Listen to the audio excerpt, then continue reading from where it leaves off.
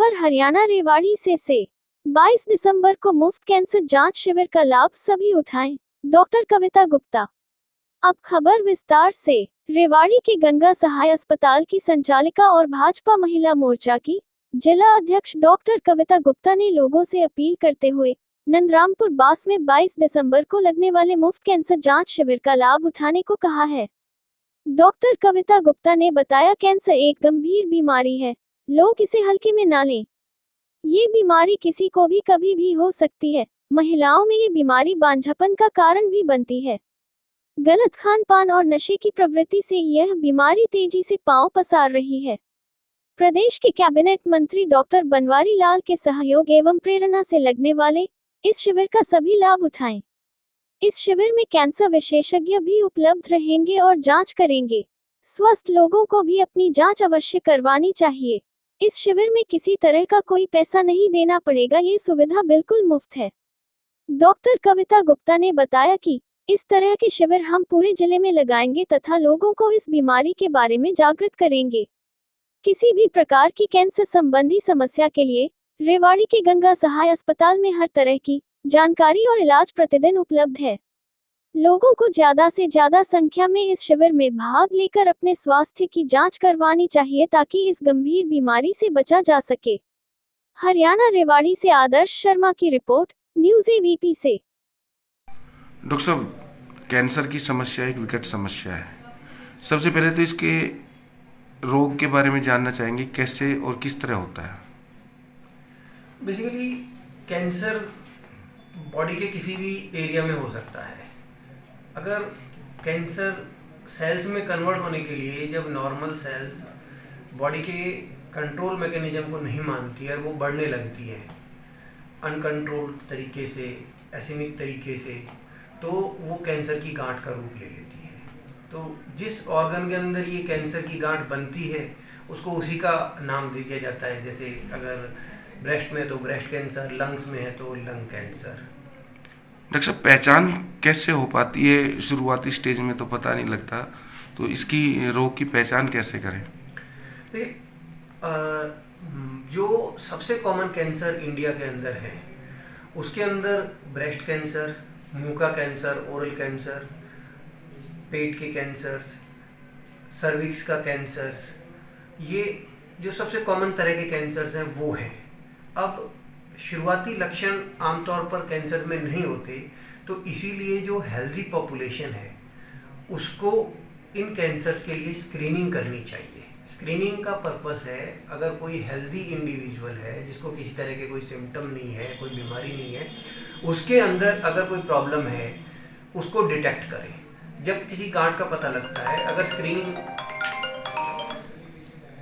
जब किसी गांठ का पता लगता है तो वह थोड़ी बड़ी हो जाती है और स्क्रीनिंग से हम उस बीमारी को शुरुआत में पता लगे उससे भी पहले ही डिटेक्ट कर लेते हैं। स्क्रीनिंग से एक अर्ली डायग्नोसिस बन जाता है। इसके अलावा जिन मरीजों को किसी तरह के सिम्टम्स हैं जो ठीक नहीं हो रहे, जैसे कि किसी जख्म का होना जो ठीक नहीं हो रहा है, ब्लीडिंग होना जो ठीक नहीं हो पा रही है, या खांसी, आवाज़ में बदलाव, या आंत में, या जो हमारे लूज मोशन या कॉन्स्टिपेशन होते रहना, पेट का अच्छे से खाली नहीं होना, लैट्रिन में दिक्कत होना, पेशाब में कोई दिक्कत होना, ये सिम्टम्स जो ठीक नहीं हो रहे उनको डॉक्टर को तुरंत चेक कराना चाहिए अगर कैंसर को शुरुआत की स्टेज में पकड़ना है तो। डॉक्टर साहब, रोग का कारण क्या होता है? रोग के देखो काफ़ी कारण हैं। इनमें से ज़्यादातर कारण हमारे इन्वायरमेंट और लाइफस्टाइल से रिलेटेड हैं और लगभग 5 से 10% जो कारण है वो जेनेटिक कारण है। इनमें से बहुत से ऐसे कारण हैं जिनको हम लोग मॉडिफाई कर सकते हैं और बहुत से ऐसे हैं जिनको हम मॉडिफाई नहीं कर सकते। जैसे कि एज भी एक फैक्टर है। जो ओल्ड एज होती है उसके अंदर 50 साल के बाद कैंसर होने के चांस ज़्यादा होते हैं। ब्रेस्ट कैंसर फीमेल्स में ही ज़्यादा होता है, 1% केसेज में मेल में भी लेकिन हो सकता है। तो और कुछ ऐसे ये फैक्टर्स हैं जिनको हम चेंज नहीं कर सकते। इसके अलावा स्मोकिंग है, हमारे जो डाइट की हैबिट्स हैं जिनके अंदर फास्ट फूड, प्रोसेस्ड फूड या रेड मीट ज़्यादा है, उनको हम चेंज कर सकते हैं। इन्वायरमेंटल पॉल्यूशन के लिए हम कर सकते हैं, प्रॉपर हाइजीन मेंटेन की जा सकती है। स्मोकिंग, अल्कोहल, इन सारी चीज़ों को अवॉइड किया जा सकता है। जो टोबैको है उससे ओरल कैंसर होता है जो हिंदुस्तान में मेल्स में सबसे कॉमन है, उसको अवॉइड किया जा सकता है। तो ये सारी चीज़ें हैं जिनको ध्यान रखना चाहिए। डॉक्टर साहब, इसका उपचार? कैंसर का उपचार इस बात पे डिपेंड करता है कि कैंसर को किस स्टेज में डिटेक्ट किया है। अब जो स्टेज 1 या स्टेज 2 के अंदर डिटेक्ट होते हैं उन पेशेंट्स का जो ट्रीटमेंट का ड्यूरेशन है, जो खर्चा है और जो रिजल्ट है वो बहुत ही अच्छा है। अगर शुरुआत में ही डिटेक्ट हो जाता है तो जो सॉलिड कैंसर्स हैं उनमें मैक्सिमम केसेस में सर्जरी से ही क्योर हो जाता है। लेकिन क्या है कि लगभग सिर्फ 25% के आसपास केस ही सेफ सर्जरी के लिए पहुंच पाते हैं। मैक्सिमम लोग उस क्योर का बेनिफिट नहीं उठा पाते। स्टेज 3 के अंदर तक हम कहते हैं कि हम कैंसर को क्योर कर सकते हैं। मैक्सिमम केसेस के अंदर सर्जरी हो गई, साथ में कीमोथेरेपी और रेडिएशन थेरेपी हो गई, उस ट्यूमर के टाइप और स्टेज पे डिपेंड करके उसके इलाज में हेल्प करती है। स्टेज 4 के अंदर हम मैक्सिमम केसेस में यही कहते हैं कि क्योर पॉसिबल नहीं है, लेकिन काफ़ी केसेस में कंट्रोल भी किया जा सकता है और जहाँ लिमिटेड है वहाँ क्योर करने की कोशिश की जा सकती है। यहाँ पर कीमोथेरेपी का मेन रोल रहता है, साथ में कुछ नई एडवांसेस हैं, टारगेटेड थेरेपी, इम्यूनोथेरेपी, उनका भी रोल होता है। मैम, आपका हॉस्पिटल कैंसर शिविर के लिए क्या सहयोग कर रहा है? अभी आने वाली 22 दिसंबर को नंदरामपुर बास गांव में हमारे अस्पताल की तरफ से कैंसर के विशेषज्ञों के साथ में एक निशुल्क चिकित्सा शिविर एवं अवेयरनेस कैंप कैंसर के लिए लगाया जा रहा है और जिसमें हम प्रयास करेंगे कि कैंसर को अर्ली डिटेक्ट किया जाए। अर्ली डिटेक्शन से ही सुरक्षा हो सकती है। जब फाइनल स्टेजेस में कैंसर मिलता है तो उससे बचाव बहुत ही मुश्किल होता है। शुरुआत में यदि उसका पता चल जाए तो उससे बचना और बिल्कुल स्वस्थ हो जाना संभव होता है।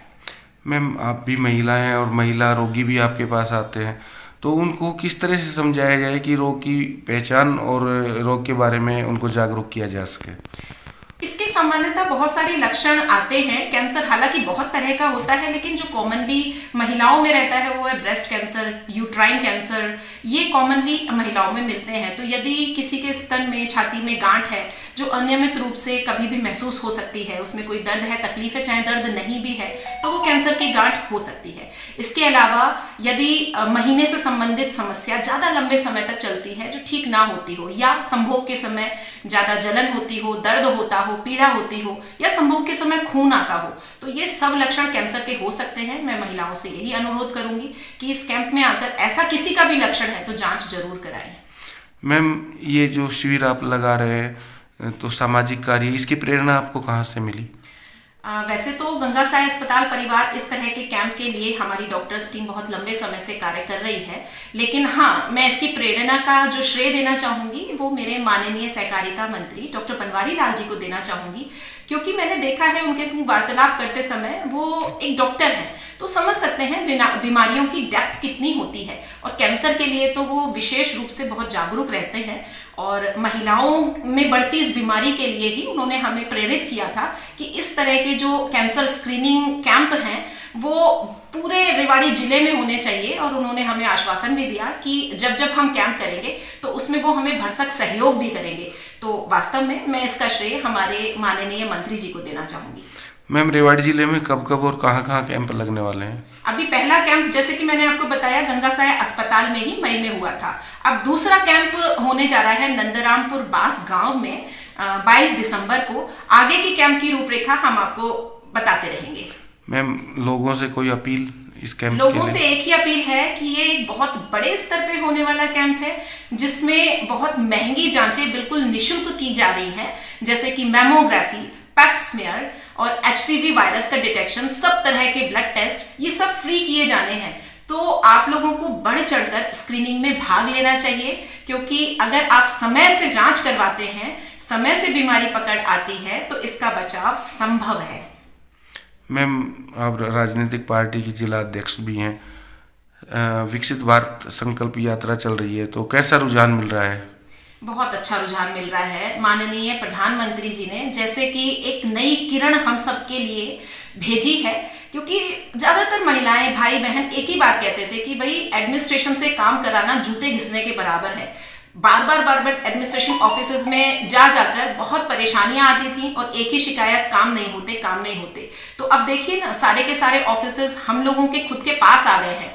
हम सारे पदाधिकारी भी इसमें बढ़ चढ़कर भाग ले रहे हैं। सारे एडमिनिस्ट्रेटिव ऑफिसर्स वहां रहते हैं। तो आपके घर में ऑफिस है तो मौके पर ही अनेक समस्याएं सुलझाई जाती हैं, अनेक कार्य किए जाते हैं। तो इससे अच्छा मौका नहीं मिलना है। ये इस चीज के लिए मैं बारंबार अपने प्रधानमंत्री जी का और अपने मुख्यमंत्री जी का धन्यवाद करूंगी।